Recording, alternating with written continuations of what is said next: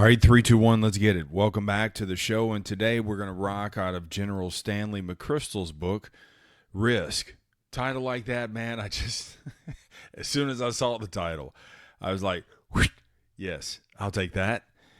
And it comes specifically from chapter 11, I believe it is, on adaptability. And I always ask myself, like, this is something I constantly bang the drum about being efficient. And after reading this chapter, it made me really question, am I too efficient and not adaptable enough? I really question that. And I hope by the end of this episode you will too, because too much of anything, even a good thing, can wind up being a problem. As I unpack this, you're going to realize I was like, oh, maybe I'm looking at this all the wrong way. Because efficiency is crucial. Adaptability is too. And they need one another. And survival, true survival, depends on both. And when I say survival, I'm not just talking about staying alive. I'm talking about staying relevant. It's about adapting to a future. As we all know, it seems to be speeding up, doesn't it? It seems, like new revelations, new technologies, new of everything. It's like coming at us in light speed. And if you want to avoid extinction, personally, professionally, just in your overall life, you got to master the dance. And dance is the right word. You got to master the dance of efficiency and adaptability. That's what pulled me into this chapter. And McChrystal lists 5 struggles with adaptability. And I couldn't help but pause and think, man, like,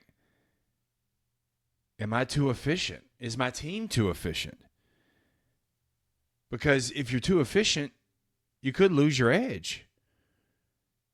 You could be running a tight ship, but going nowhere new.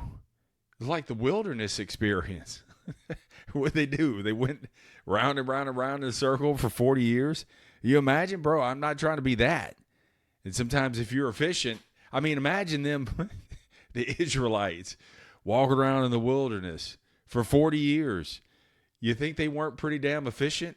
They probably were. They probably knew how to get around that block pretty quick. They literally could do it in their sleep. They did for 40 years. I'm not trying to run this ship, and I'm not going anywhere new. I got to get out there. There's something more out there. Here's the truth. Too much efficiency makes you deficient in adaptability.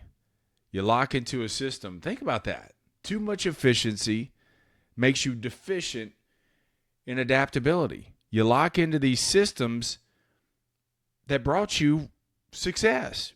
Good. Yes, it worked. But the problem is that you assume that they're going to last forever, that they're going to keep working forever. You think that you've cracked the code, but the code only worked to unlock to where you are today. But what you have to understand is, man, there's a whole nother code. So you may be 3 or 4 digits perfect. It's that last digit that is now changed. And so you're efficient at dialing those first 3, but that 4th digit you've lost sight of. And you think that you're being efficient, but that last code, you're not being adaptable enough. Adaptability got you success in the first place. But then it's this slow erosion,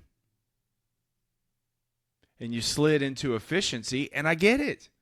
This literally, you read this one chapter, if you don't read the whole book at all, read that one chapter. And it'll make you wonder, like, I was once adaptable. But it's a funny thing, man. They need both. But it's a funny thing. You could be adaptable to get to where you are, and then you slip into this efficiency, which is needed too. And now maybe you've become too efficient and no longer adaptable. If you want to keep winning, you need to be both adaptable and efficient. Not one or the other. You need both. McChrystal lays out 5 struggles with adaptability. And as I list these out, see if you can recognize yourself or even your team. But really, your team is a representation of you. So see if you can recognize yourself, because we're not about to sit here and point fingers. If you're unhappy with the performance of the team, take stock in yourself. Go look in the mirror. All right, number 1, an adaptability struggle could be that you're 2 beats behind. You're lagging. You were once a leader in your space, and now you're just running with the pack. You're average. You're stuck on doing what used to work, getting the same stale results. And the problem is you can rationalize it. You can blame the economy. You could blame parts. You could blame your staff. You could blame all kinds. And dude, it all sounds right. You can rationalize it all away. But if you find that you're doing that, you've lost your adaptability. You're behind. And it's a sheer sign that you've gone too far down old efficiency road. I just thought about, what was that? Old Town Road? Billy Ray Cyrus. I'm going to take, what's the song? Anyway, I don't know why I even thought about that. All right, number 2, frozen by fear of failure. You overthink everything, bro. You what if yourself to death. You hesitate to adapt because you pulled your punch. You already think that it's not going to work. But adaptability requires risk. Hell, that's the name of his book. So adaptability requires risk, man. You have to embrace the uncertainty. Hello. What do I talk about? The 3 problems in life: uncertainty, adversity, and complacency. You got to embrace the uncertainty. That's where the risk is. That's where the growth is too. So you got to foster that mindset of being adaptable. That means, bro, you're going to take some L's. You're going to take some losses. But they're not failures. It's part of the process of failing. They're tuition payments for future wins.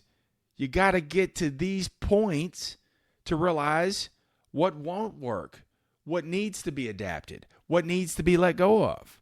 Number 3, supercharging a losing engine.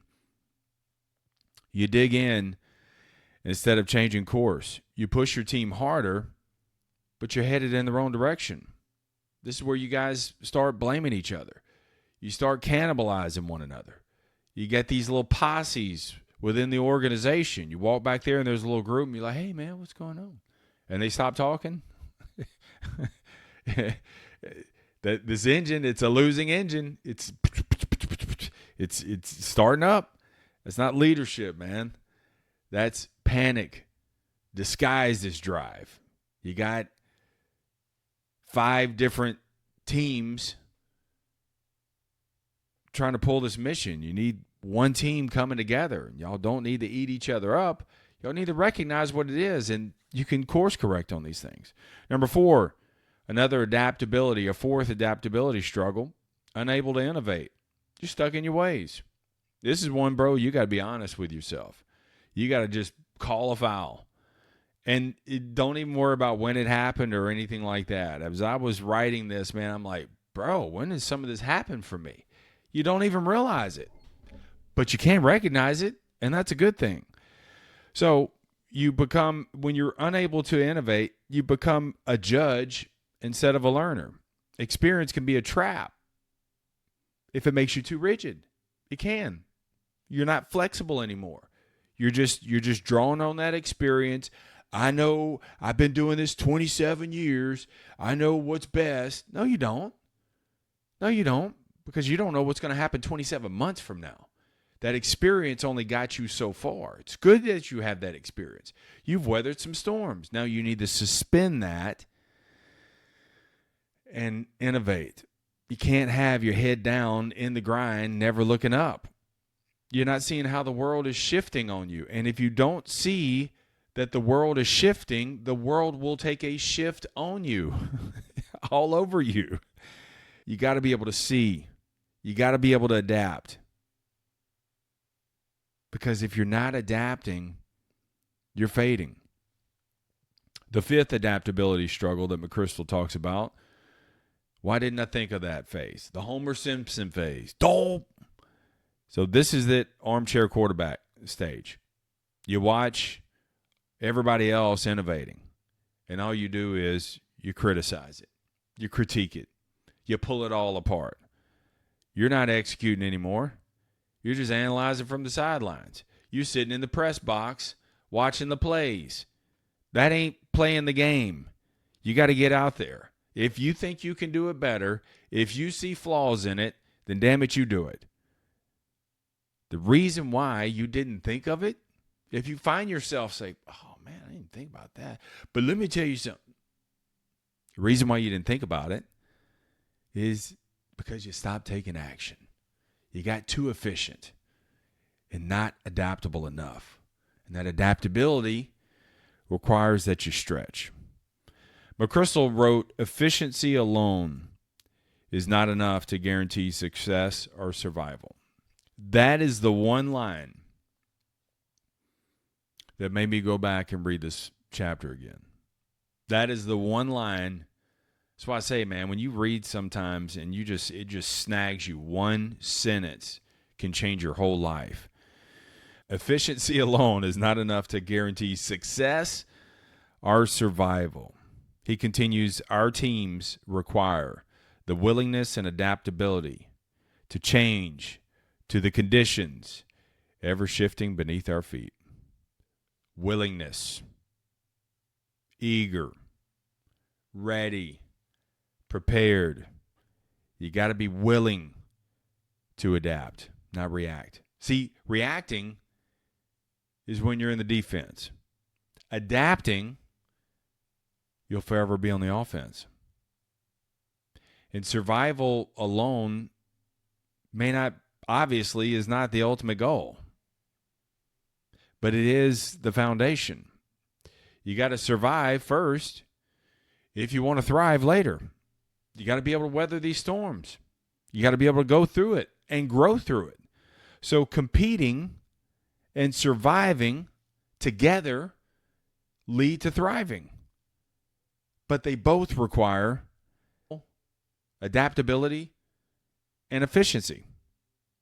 McChrystal also says that organizations must identify interdependence and address contradictions before competitors can circumvent them.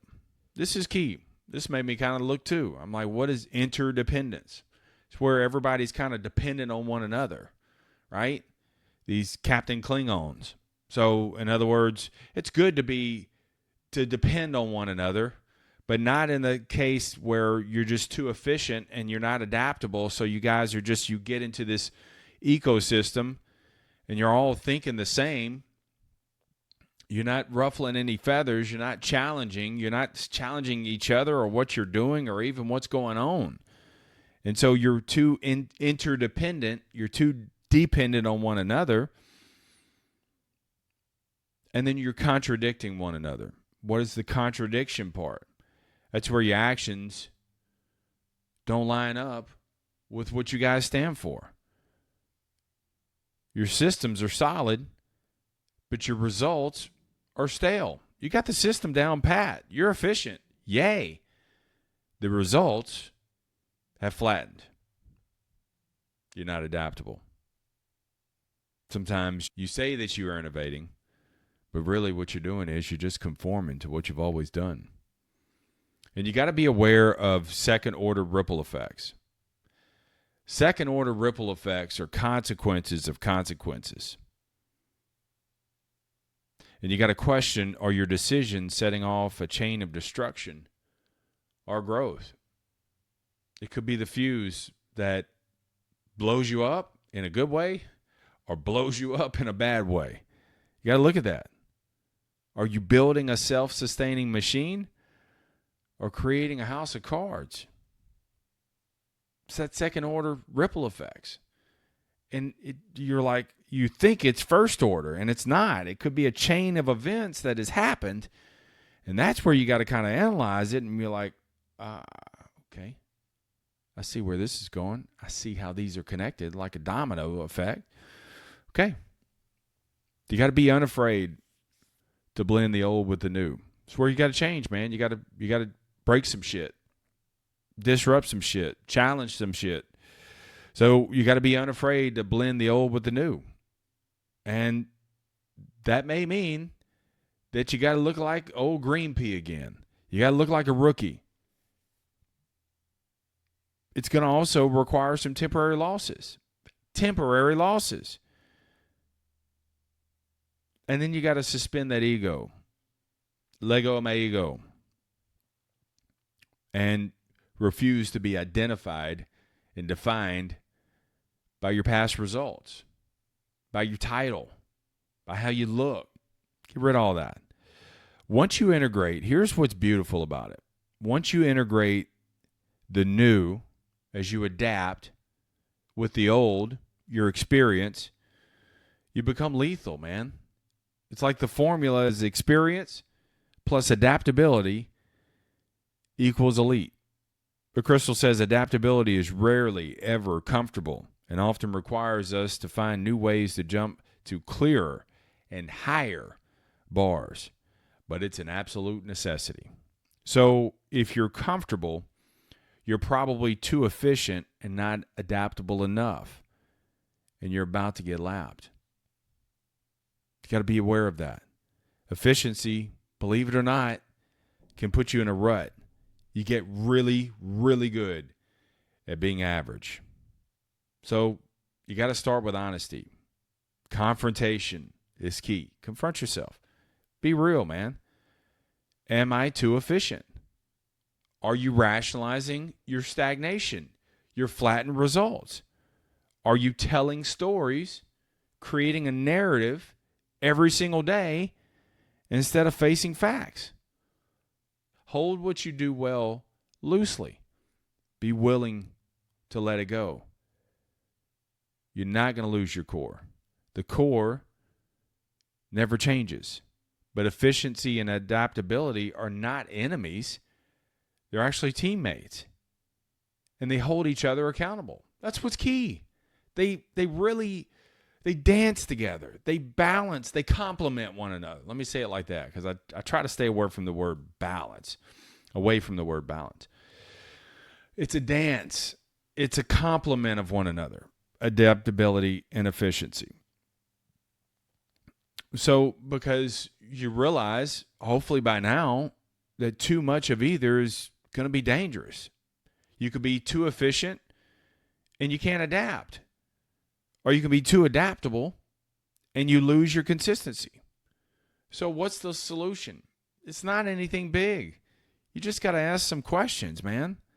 Like, what's changing? Honestly, what? Like, this is some alone time that you need to spend. First with yourself, and maybe you put that mandate out there. What do you see is changing? And then y'all come together. What's changing? Just round table it, man. Throw it out there. Don't try to defend what you're doing. That could be a sign that you're being too efficient. You're rationalizing it. Just lay it out there. Just let it linger. Don't have the answers. Just ask the question. Have a question-only meeting. And maybe come behind with some thoughts later. Maybe all in the same day isn't the thing. Maybe you just let those thoughts just kind of float out there. They kind of linger. Like, what's changing? What new habits and technologies and tendencies? What's bubbling up out there? What's already there that we've been sitting there rationalizing or waiting to be forced to change? Where am I stuck? Where do I need to stretch? These are questions that I'm asking myself, man. It's like, I've been wanting to be more efficient, but maybe I'm efficient and not adaptable enough. maybe I got to look at both of those things. Actually, not maybe. I know for sure. After reading this, is like, I'm banging the drum on efficiency, but what about adaptability? Where's the space for that? Adaptability got you here, but it got to take me somewhere else. Otherwise, you're going to be in this efficiency rut. You're going to be really good, again, at being average. You got to understand, man, there are seasons to this thing. And sometimes you may not see change. Change may be super, super slow. So when that is, and change is slow, this is your chance to double down on efficiency while keeping your eyes on the horizon. And then other times, change is rapid. And what's interesting is when change is slow, you get really good in developing these efficiencies. So it sets you up. So when change begins to speed up and the horizon's starting to change, you've got the efficiency down. Now we got to pivot. We got to bring in some adaptability. And we got to be willing to just, let's try it. Let's tear up some shit. Let's look foolish. It's all temporary, man. It's all temporary. Look at it like this. I'm going to leave you with this. Efficiency is what you do now. Adaptability is where you're going next. You got to dance with both. Use what you got and stay ready for what's coming. All right, let's get out of here. Keep it simple. Keep it moving. Never settle. Stay tough. Peace.